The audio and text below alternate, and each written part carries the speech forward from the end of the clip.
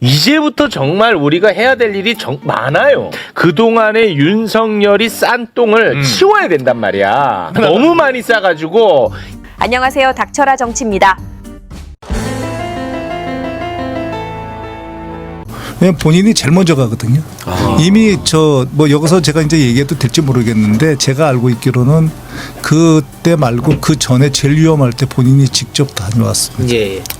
그러니까 이게 전혀 문제가 있는 인사가 아니고 오히려 그 정치적으로 이게 부당함을 받은 건데 사실은.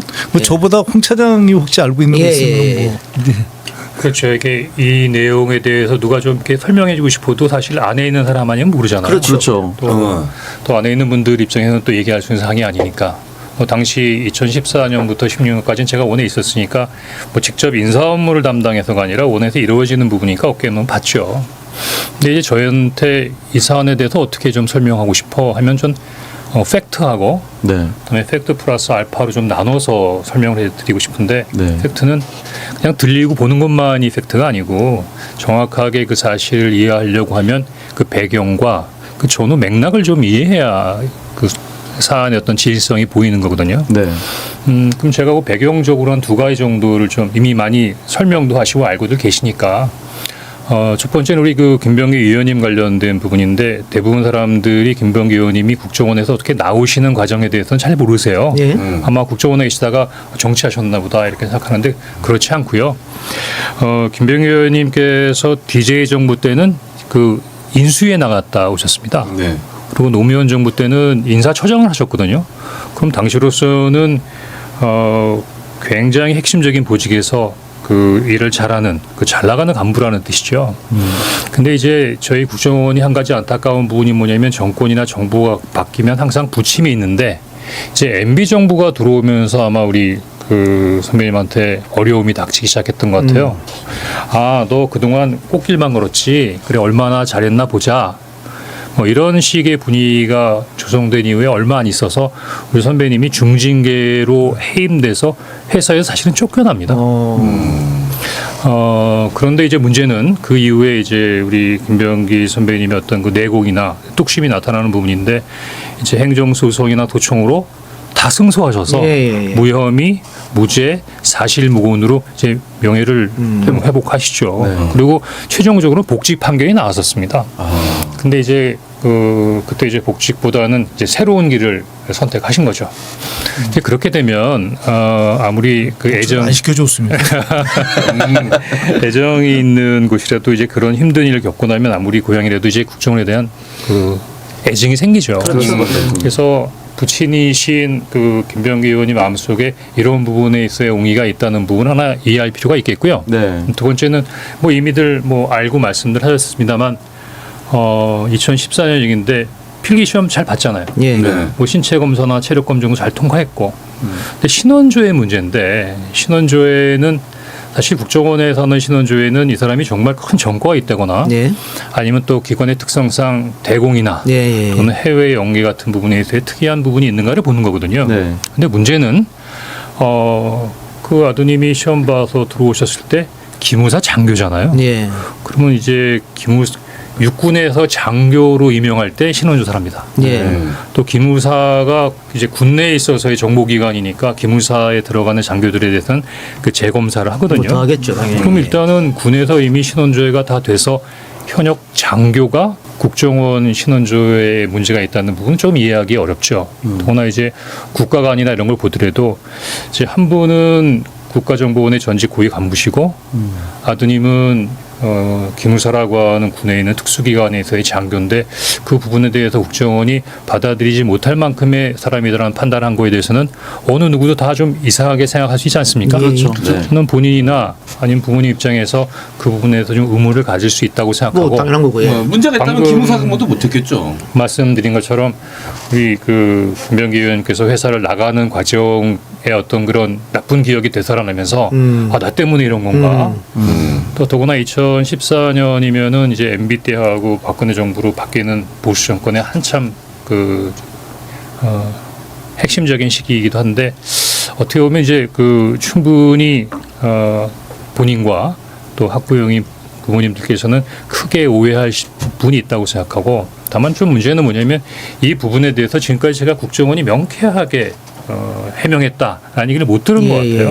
그래서 방금 말씀드린 대로 김병기 의원님이 국정원을 떠났을 때 또 아드님이 처음에 시험 봤을 때 이런 몇 가지들을 이렇게 과거의 배경이 있었구나를 이해한 상태에서 보면 조금 좀 사실이 다르게 느껴지지 않으시나요? 예. 충분히 이해하실 거라고 보고요. 네. 하나만 더 여쭈고 이거는 좀 넘어가겠습니다. 이제는 뭐 어느 정도 해명 다 됐다고 보고. 근데 이게 문제는 녹취록인데 네. 이게 어디서 갑자기 튀어나왔느냐. 뭐 의혹이 있었다 이 정도는 뭐 취재를 할 수 있다고 봐요. 그럼 녹취록이 왔다고 하면 혹시 이거 국정원 내부 소스 아니냐. 유출된 거죠. 자 그렇다면 집권 여당 원내대표 선거를 앞두고 후보로 출마한 사람한테 이 내부 소스가 나왔다고 하면 이건 국정원이 또 정치 개입하는 거 아니냐 이렇게 의심할 수 있지 않습니까? 우려가 되는 거죠. 예. 그러니까 홍 차장 같은 분이 사실 겨우 막아놓은 거거든요. 겨우 진짜 근데 그거를 보통 분들이 이해를 갖다가 좀 제가 돕기 위해서 이거 말씀을 드리면 그게 말이 쉽지 국정원 내 그 상하 관계에서는 불가능한 조직 특성상 진짜 불가능한 일. 그러니까 처음이었을 것 같습니다. 처음이었을 것. 근데 그 겨우 막아놔서 지금 그 개혁의 소용돌이 속에서 국정원의 얘기가 잘 안 나오는 거는 그럼 오로지 홍 차장이 막은 겁니다. 뭐 여기 계신다고 그래가지고 제가 뭐 얘기를 갖다가 드리는 건 아닙니다. 그런데 그런 상황에서 단지 그런 이 정보에 접근할 수 있는 사람 이 녹취록이나 뭐 청원서나 이런 것들이 중요하고 안 중요하고를 떠나서 거기에 접근할 수 있는 사람이 아주 제한돼 있어요. 네. 그런데 그 사람들에 의해서 유출이 됐다 그러면 현역에서 유출되면 더 큰일 난 거고요. 네. 아니면 전직하는 애들이 언젠가는 써먹으려고 이거 가지고 나갔을 수 있는 거거든요. 그럼 자료 유출 문제가 생깁니다. 네. 그래서 이거에 대해서는 야 너 이런 게 그 사실관계가 이러면 나쁜 거잖아. 오케이. 그거와 변론으로 이 유출 경위 왜냐하면 이 자료를 가지고 나갔을 정도면요 상당히 예민한 자료를 갖고 나갔을 수 있어요. 아 그러네요. 이 자료만 다른 자료. 가지고 간 게 아니고 예, 다른 그렇죠. 자료에 접근 권한도 있으니까. 상당히 네. 예민한 자료를 가지고 나갈 수 있었기 때문에 이거에 대해서는 철저한 조사가 필요합니다. 그래서 제가 아까 말씀드린 대로 팩트 그다음에 팩트 플러스 알파를 말씀드렸다고 싶다는데 그 팩트 플러스 알파를 좀 말씀드릴게요. 네. 어차피 지금 녹취가 나왔으니까. 근데 시험 본 시기가 2014년이라고 하셨잖아요. 네. 그다음에 녹취가 나온 시간이 2016년이잖아요. 네. 근데 그게 지금 시간으로 따지면 10여 년이 넘고 그렇죠. 저 16만 해도 9년인데 저는 정말 이제 원내대표 선거를 앞두고 어느 날 갑자기 이렇게 타이밍 맞춰서 이런 부분이 공개된다는 부분이 사실은 우연이라기보다는 뭐 기적 같은 우연이죠. 그런 부분들이 조금 마음이 많이 남고요. 방금 말씀하신 것처럼 이게 어디서 나온 건가. 물론 일단 국정원의 기조일장 관련된 부분이니까 국정원도 나름대로 의심받을 수 있는 부분이기도 하고 또 하나는 이제 그 이현수 실장이 그때 그 특활비 문제로 검찰 조사도 받고 여러 가지로 뭐 과정들이 있었기 때문에 한 번 정도는 확실히 이게 어디서 이런 부분에 있어서 문제가 생기는 것을 짚어봐야 할 필요가 있다고 생각이 됩니다. 근데 이제 그보다 제가 한 가지 말씀드리고 싶은 것은 이번 대선의 시대 정신도 그렇지만 우리가 함께 사는 사회에서 한 사람이라도 억울한 사람을 만들어서는 안 될 것 같아요. 우리가 그렇게 억울한 사람 만들지 않고 싶다는 생각 때문에 뭔가 새로운 부분들을 갈구했던 거 아닙니까? 그래서 지금 아직까지 정확하게 확인도 안 되고 또 너무 오래전에 있었던 부분이고 방금 제가 배경을 말씀드린 대로 사실 충분히 이해가 되는 부분이고 또 저 같은 사람은 이런 부분의 이슈가 여러 번 나와서 검토가 되고 사실이 확인되는 부분이 지금 다시 어떤 특별한 시기에 우리 김병기 의원님에게 불리한 부분으로 작용하고 있다는 부분은 다소 안타까운 상황이다라는 생각이 듭니다. 근데 반대로 이게 지금 국정원 소스라는 거 누구나 다 상식적으로 의심할 수 있고 이게 조중동 비롯해서 우리 보수 언론이 들고 일어나가지고 김병기 안 된다고 쓰고 있고 이래서 그런지 역풍이 불었어요.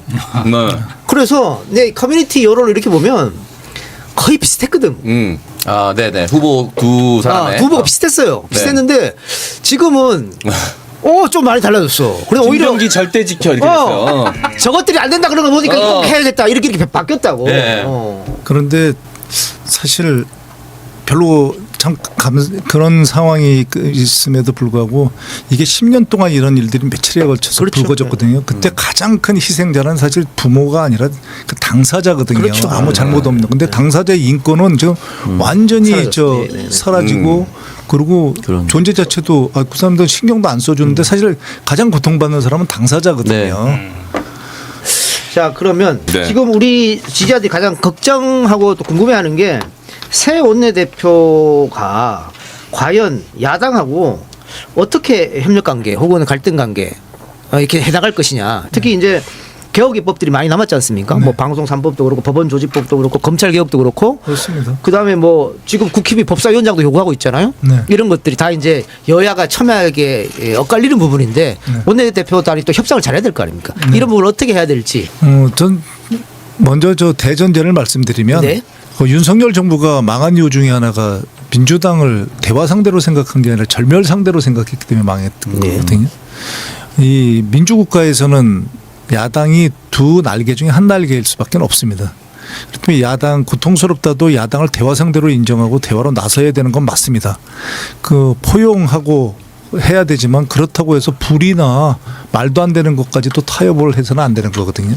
그래서 제가 원내대표가 되면 협상할 수 있는 것과 협상할 수 없는 것을 갈라야 된다고 생각합니다. 그게 저 홍 차장 앞에서 진짜 블랙요원 앞에서 진짜 진정한 블랙요원 앞에서 제가 폼 잡는 것 같은데 근데 P&IO라고 그래서요. 네.